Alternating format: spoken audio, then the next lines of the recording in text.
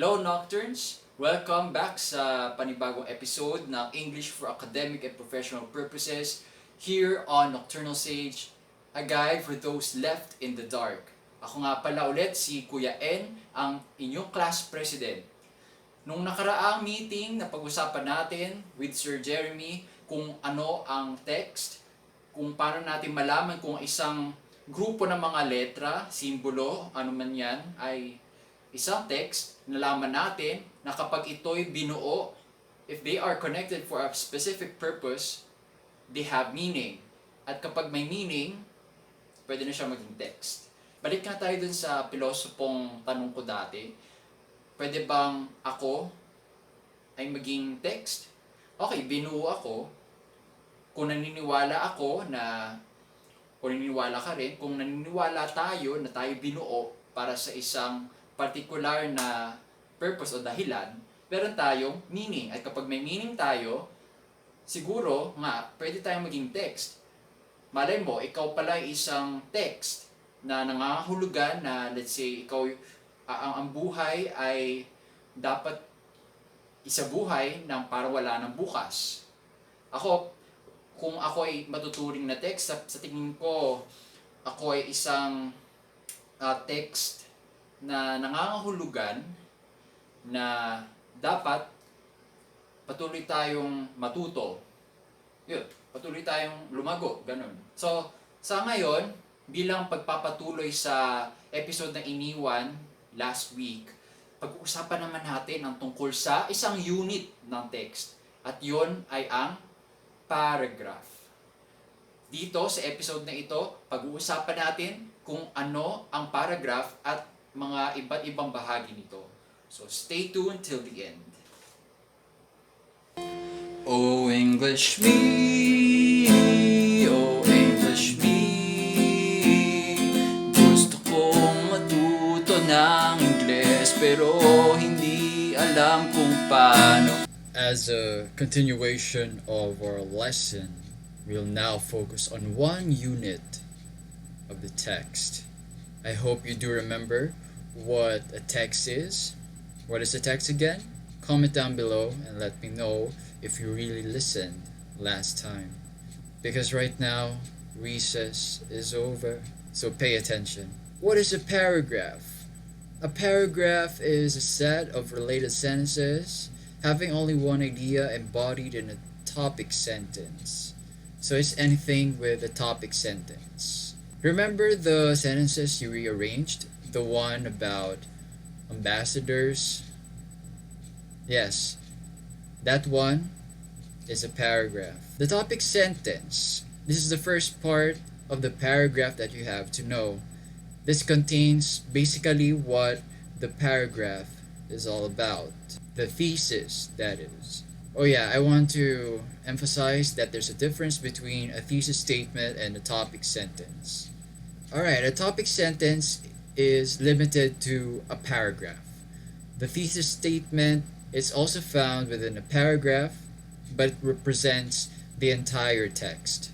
If it's a 5-paragraph text, then the thesis statement tells the main idea of those 5 paragraphs.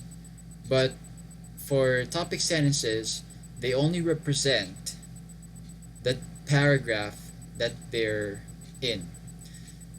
Let's go back to the sentences you rearranged.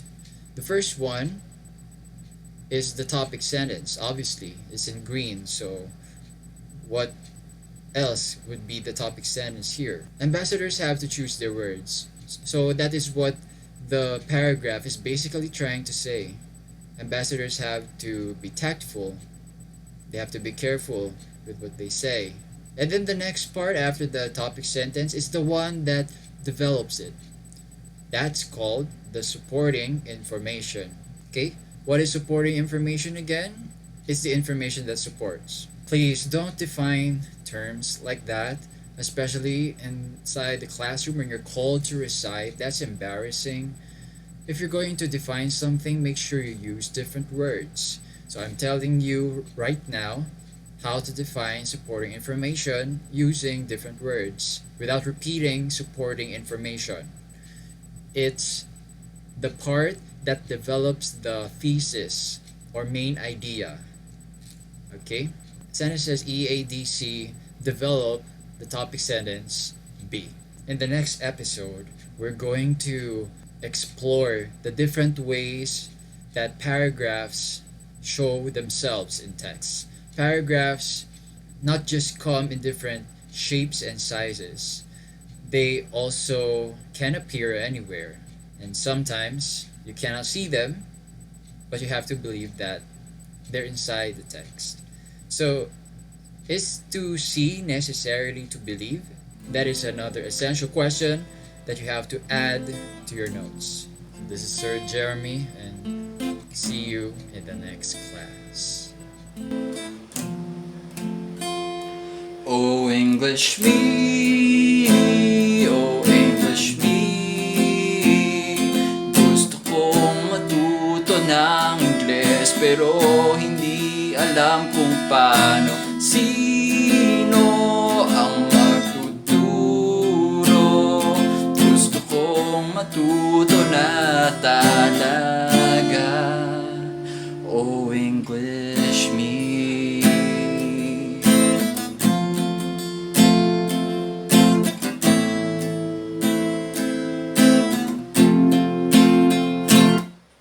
Word of the night.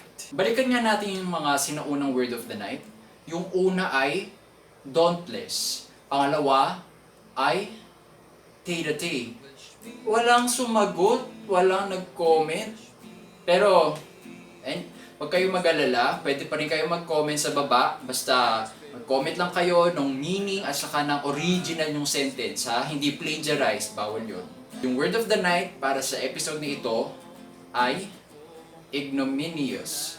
Ito ay isang adjective, ang first three na makakapag-comment ng kahulugan at ng kanilang sariling pangungusap or sentence gamit ang word of the night ay magkakaroon ng special mention sa susunod na episode. Kaya ano pa hinihintay nyo, Nocturnes? Mag-comment na. So, paki-like ang video na ito kung nagustuhan nyo nga. Tapos, mag-comment din kayo kung may mga mungkahi pa kayo o ano pa mang mga ibang klaseng kaisipan o opinion tungkol sa episode na to. Tapos, i-share nyo rin. I-share nyo sa mga seryosong nag-aaral ng English, yung gustong gumaling sa pagsusulat, pagbabasa, pag-aaral. Mas lalo na dun sa mga incoming senior high students na mag-aaral ng English for academic and professional purposes. Kadalasan sa grade 12 to tinitake. So, kung may mga kilala kayong mag-grade 12, i-share nyo to. No? Minsan grade 11 meron. Ano pa ba? Tapos, bukod doon, sali kayo sa Nocturne Space. The Nocturne Space. Sa Facebook, isa siyang private group. Yung mga pwede lang sumali doon ang mga taong seryoso na matuto sa 4 na larangan. Una, self-conquest. Pag sinabi natin self-conquest, gusto mo i-develop yung sarili mo, meron kang mga, let's say, emotions na gusto mo i-overcome, weaknesses, let's say, pagkamahiyain, pwede natin pag-usapan yan. Communication, ito, yung mga kagaya ng English Me, ng productions. Yan, leadership. Pwede ibahagi ni Sir Jeremy sa inyo ang kanyang mga karanasan bilang isang leader na pwede nyo namang gamitin kung ikaw ay isang student council president or officer. Kung ikaw ay isang young adult na professional na bagong promote, yan, kakailanganin mo ng mga lesson tungkol sa kung paano mamuno, paano kumausap sa mga mahihirap kausapin. At saka panghuli ay expansion. Pag sinabi natin expansion, ito ang paglago sa iba't ibang aspekto ng buhay, ng pagiging tao. Let's say gusto mong palakihin ang savings mo, paano magkaroon ng emergency savings na hindi basta-basta kukupas. So, yun lamang at maraming salamat sa muling pagtutok sa English for Academic and Professional Purposes series dito sa English Me, dito sa Nocturnal Sage, a guide for those left in the dark.